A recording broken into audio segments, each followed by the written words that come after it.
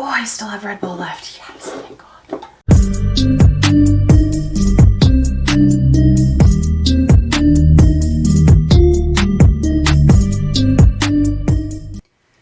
Hey makeup friends, welcome back to my channel, or if you are new here, then welcome. I would love it if you would consider subscribing.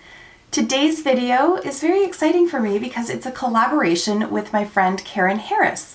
If you haven't checked out Karen's channel yet, I am going to strongly encourage / demand that you do so, especially if you're looking for makeup reviews based on tan skin. Look at her, she is beautiful. And she brings the realness, and I love listening to her thoughts on makeup, especially in her new releases, where every now and then she gets a little bit sassy, and I live for it. Karen and I talk to each other pretty much every day, and I'm so lucky to call her a friend. I met her through Britt Clark probably about a year ago. We did a group live stream together, and I'm just so very grateful that we got to meet each other, and I can't wait to meet her in person one day. So again, please go and check out Karen's video. I can't wait to see what her picks are, but for now we're going to dive into my picks. The topic of today's video, as you probably saw from the thumbnail and the title, is we're talking about neutral palettes, our basic bitch palettes.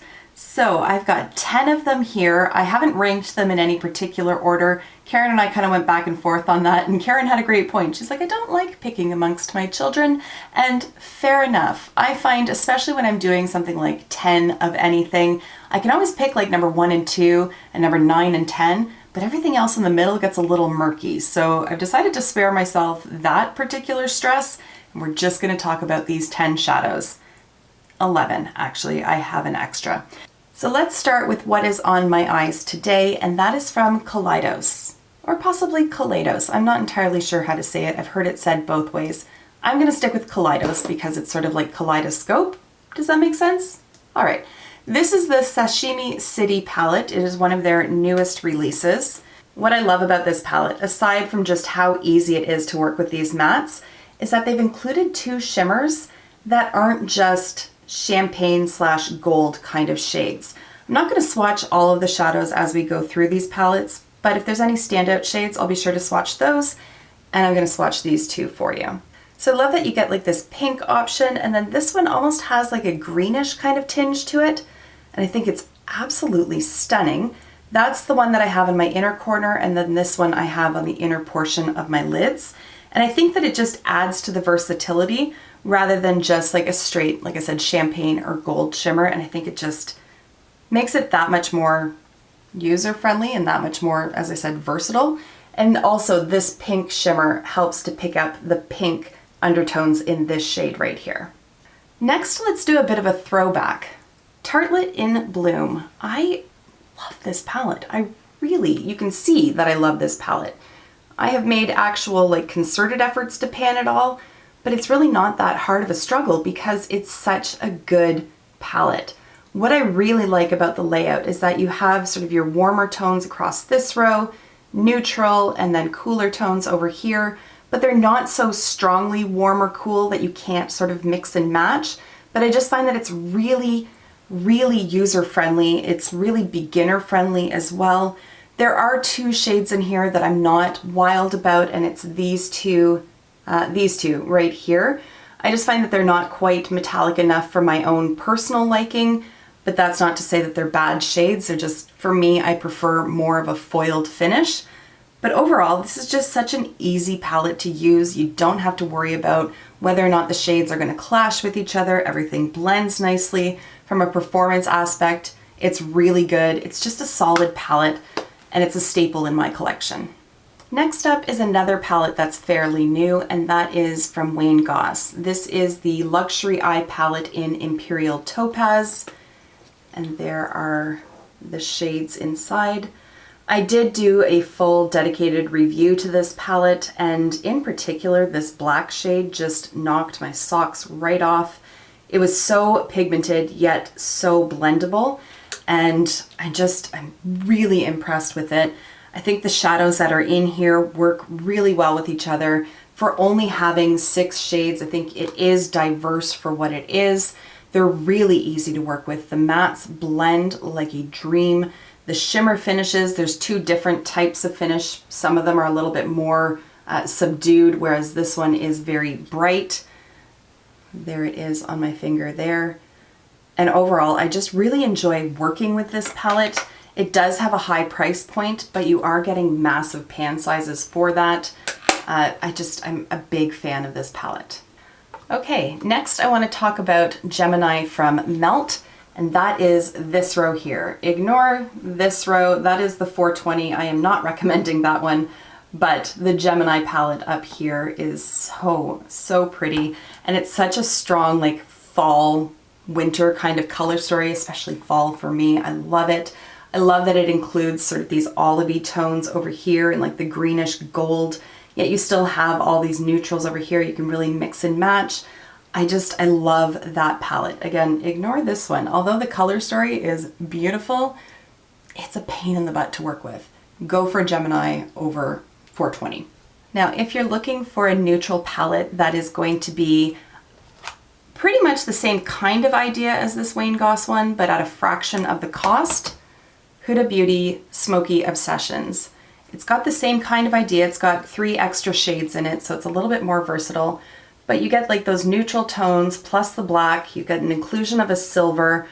This is one of those palettes that whenever people talk about like travel palettes, this is what I immediately think of, because you can get daytime looks out of it, you can smoke it out and go nighttime appropriate. Like, you can do so much with just these 9 shades. The black in here is so pigmented. This silvery taupe shade is beautiful, and there's also a nice deep chocolate foiled finish, I guess, or shimmer shadow. And I think that's really unique. I don't see that in a lot of palettes, but I think these shadows are beautiful to work with. Now, I just said that that dark brown shimmer shadow is fairly unique, but this palette has one as well. This is from Too Faced. It's the Born This Way, the Natural Nudes palette. And inside you get a mix of matte and shimmers, and then there's that dark brown shimmer over here. I don't think it's quite as dark as the Huda, but still the same kind of idea. And I really do like these shades for just all over the lid, like a one and done almost. Just buff something into the crease and then just shove that on the lid and you're good to go. But again, these are just really nice shadows to work with. The mattes blend out very nicely. The shimmers are very impactful. You can apply them with a finger, you can apply them with a brush. They just look beautiful on the eyes. There's a nice mix of tones in here, so you can stick more on the brown side of things, but there's also some sort of rosy / pink shades here in the middle. I think it's a really nice palette. It's really underrated. I haven't heard many people talk about it, but it is actually a very nice palette to work with. Now, if warm neutrals are up your alley, Soft Glam from ABH is one that you might want to consider. Again, this is one that's been around for quite some time, but you can see that there's a lot of like pink and mauve kind of tones over here, and then you get a little bit more of like the cream and neutrals on this side. Again, you've got the inclusion of a nice black over here, which can deepen anything up, and it's just a really nice palette. I do find that ABH's matte powders do kick up quite a bit in the pan, but this one is less so to me than, say, Modern Renaissance, and certainly less so than Subculture. I do find that this one is easier to work with, but I think you just get a really nice range of shades in here. And again, you have that good mix of mattes and shimmers, which is something that personally is important to me. I don't like it to skew too far one way or the other. I do like there to be a mix. And I think this is just overall a really good selection. And again, if you're thinking like travel palette, what can I get a number of looks out of but still not have to spend a ton of time thinking about it, this is one of those palettes that'll get the job done. However, if cool tones are your jam, Natasha Denona Glam palette, wow, I just rhymed and I didn't even mean to. Cool tones are your jam, go for Natasha Denona Glam. Okay, I didn't mean to do that, but here we are. So this is the newest in the ND line, and there are the shades in here. I was skeptical about this one. I really liked the color story, but I was worried that it was just going to sort of hit one note and that it was just going to, you know, be one of those palettes where no matter what shades you use, it's all going to look the same. But boy, am I happy to report that is not the case. These have just enough of a difference in their undertones that those shimmers look different on the eyes. There are some absolutely beautiful shades in here. Again, the mattes are really nice to work with. And these shimmers are some of the best that I've used from her, to be honest. And they're all very consistent with each other. Sometimes Natasha Denona's formula I find can be a little spotty even within like a single palette. This one, straight across the board, it's beautiful. I have turned the volume off on my phone so many times and it still tells me when I get an email, and I don't care. And I don't know how to turn it off. I'm gonna have to fight with it. Anyway, there are just 3 of the shimmers and they're so beautiful. I'm not sold on the naming of them, so like even if I was trying to tell you what these are, 2 of them have the same name, Center Eyelid. I think they probably went with that kind of naming to try to make it a bit more user-friendly. However, I'm just ignoring the naming because I would use some of these center eyelids as inner corner and some of the inner corner ones as center eyelid shades. So don't get too caught up in that, especially if you are newer to makeup and you're really looking to that as your guide for how to use this. Just do what intuitively comes to you. It doesn't matter what somebody markets something as. You can use it however you want. Now I want to talk about a palette that I have talked about many times and I have included in my video where I talked about my favorite palettes for fall. It's also a favorite neutral palette, and it is the Supreme Nudes palette from Artist Couture. First of all, I love the packaging on it. I love just how sleek and thin it is. Like, it's just a really nice palette for storage purposes. But the color story, oh my gosh, I love the color story. It is so basic, and like, this is the kind of palette that even like 2-3 years ago I would have looked at and been like, yawn, that is so boring. But here we are. It's not 2 or 3 years ago and I'm in love with this. I think there's some beautiful, beautiful shades in here, especially the shade called Supreme. It's this like dirty, murky olive color, and oh my gosh, I love it. I could wear that shade every day. It's this one right here. I think it's so beautiful. Look how foiled that one is. It's gorgeous.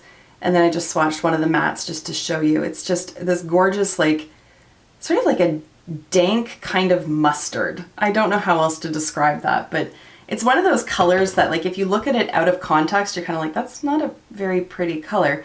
But once you put it into like the eyeshadow world, something about these like mustardy kind of yellows are just so, so beautiful.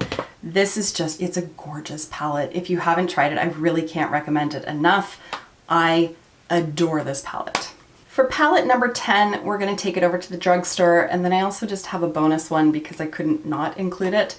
So number 10 goes to CoverGirl, and this is one of the True Naked palettes in nudes. Again, very, very basic, but it performs very well. I also have this exact kind of palette in Rose. Is that what it's called? What is it called? Yeah, Roses. So this one here. And this one, I will say, a few years ago, probably 2 years ago, maybe 2.5 years ago, I remember doing a video where I did half of my face drugstore, the other half like higher end. And I compared that palette on one eye to the Naked 3 from Urban Decay on the other. And that one outperformed. And this one performs every bit as well as the Roses one does. For whatever reason, I am not a CoverGirl fan. I don't know why. I'm always disappointed by their products. But these palettes are standouts. They are so, so nice.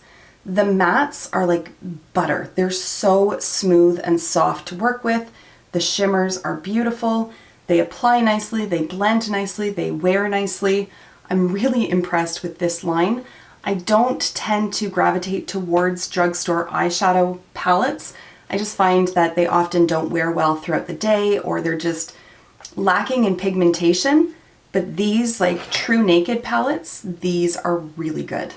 Now for the bonus palette, this one has the lowest price point of any of the palettes that I've talked about, and it's the good old standard Wet n Wild Walking on Eggshells. There it is. You cannot get any more basic than this palette, but this is one of those great palettes for just every day going to the office. I just want to look a little bit more polished, but I don't want to spend a ton of time fussing with anything. that's this palette right here.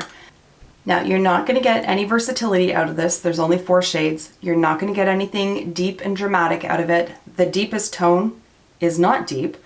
That's the deepest shade there. But if your complexion happens to be along the lines of mine or fairer, this is just such an easy palette to work with. It's just to help you look a little bit more put together. It's not to draw attention to your makeup. This isn't the kind of palette that you're gonna see people doing looks and posting it on Instagram and being like, look at the eyeshadow blend I got today. It's just a very functional kind of palette where you're just like, okay, I've got a Zoom meeting or I've got, whatever. I just want something. This is the something that you could reach for very easily. Okay, so those are my 10/11 favorite neutral palettes. I'm kind of embarrassed to admit that I have more neutral palettes than just the 11 that I've shown you. That's a lot of neutral palettes, but as you can see in looking through them, they all are different in and of their own rights, and they all bring something different to the table. So I would love to hear from you what your favorite neutral eyeshadow palette is. Is it one that I talked about? Is it something different? I'm nosy and curious, and I love to hear from you guys with things like that. I'm also very excited to check out Karen's video to see what her choices were. Please be sure to go and check her video out. Send her some love. Leave a taco emoji in the comments for her, because that girl and her Taco Bell, it makes me laugh. I love it. It's a little bit of an inside thing, it doesn't matter, but if you could leave her a little taco emoji as a note from me to her, that would be awesome. All right, guys, thank you so much for taking the time to watch, and I will see you in my next video. Until then, just be a decent human being. Bye for now.